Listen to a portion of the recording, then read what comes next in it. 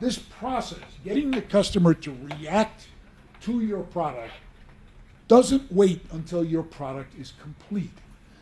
You do it as quickly as you can. Our sort of rule, if you are in the web or mobile business, you should have some minimum viable product within a week of opening your doors. This is not a working website. It could be as simple as a wireframe. It could be what I lovingly call the dummy demo, 5 or 6 pages that show how a website is going to work, but none of the buttons work at all. So you just show sort of a day in the life of a user story it's sometimes called, to communicate how this product would work if it were working today. And the reason you do this is not to make more work for yourself, but the quality of the feedback you get is so much deeper and richer when you are giving somebody something to play with, look at, talk about, as opposed to giving them a pitch or a PowerPoint deck or something like that. And so, I mean, the rules are sort of the fastest to market with the fewest possible features to communicate what it is your product will eventually do. Hopefully it's something you can put in the customer's hands. So if you're doing smartphone apps on PowerPoint, create the first 5 or 6 or 8 screens or 8 levels of screens in the app, and then load them up as a PowerPoint show and just swipe from one to the next to explain what will happen when all the back-end coding is done. Compared to, we have a new piece of software that will tell you where your bus is, when it goes, when it's coming, what the schedule is, and so on and so forth. The feedback you will get is immensely better. And when you get feedback you don't like, you take the other giant step forward in customer development, lovingly known as the pivot. We now know that the pivot is a permanent part of our vocabulary. Pivot to founders is a dramatic change in one of the 9 elements of your business model. Dramatic change in the feature set of your product, changing the pricing from retail to freemium, changing the channel from retail stores to online, switching to reseller partners as opposed to selling from a direct sales force.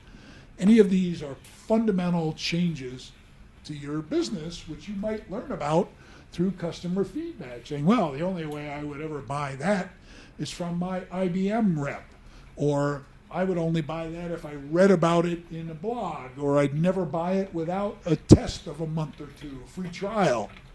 Any of those, if you hear them consistently enough, can change the way you launch your business before it fails, before the launch.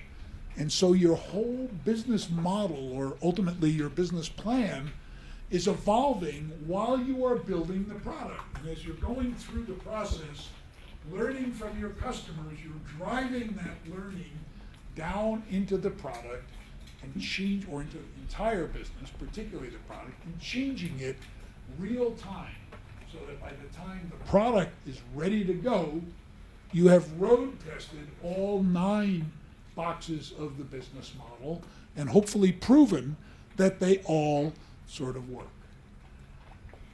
You have to pivot fairly quickly. As an entrepreneur, you can use the MVP to speed up the cycle time.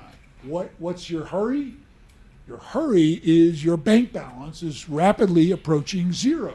And so you have to either demonstrate real traction that will get you further investment, or extend that 0 out 3 or 6 or 9 months into space, or get real customer revenue that will avoid the bankruptcy sale. My 7 startups were all done without venture capital, so it was always a matter of using tricks like getting the customer to pay 3 months of service fees in advance, or paying the vendors incredibly slowly, knowing exactly when they were going to, firebomb your office.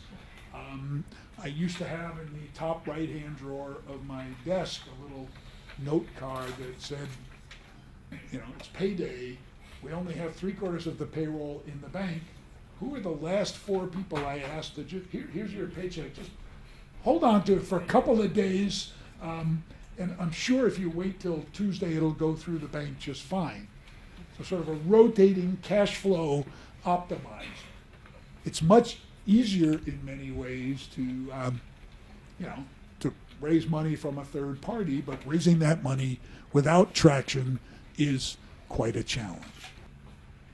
And when this process doesn't work, bearing in mind that it's most of the time that it doesn't work, go back a couple of steps, change something in the business model, and go out and talk to customers again to see if they are more enthusiastic about this new approach than they were about the approach that you've just done. And if you need a roadmap for this journey, I would propose that the Startup Owner's Manual, while not a weekend reading in your favorite chair, when you get lost, it will help you find your way back to your customers, back to optimizing your business model. And I hope it helps you build something you're really proud of, it's really satisfying, and ultimately is both challenging and rewarding for all of you. Thank you.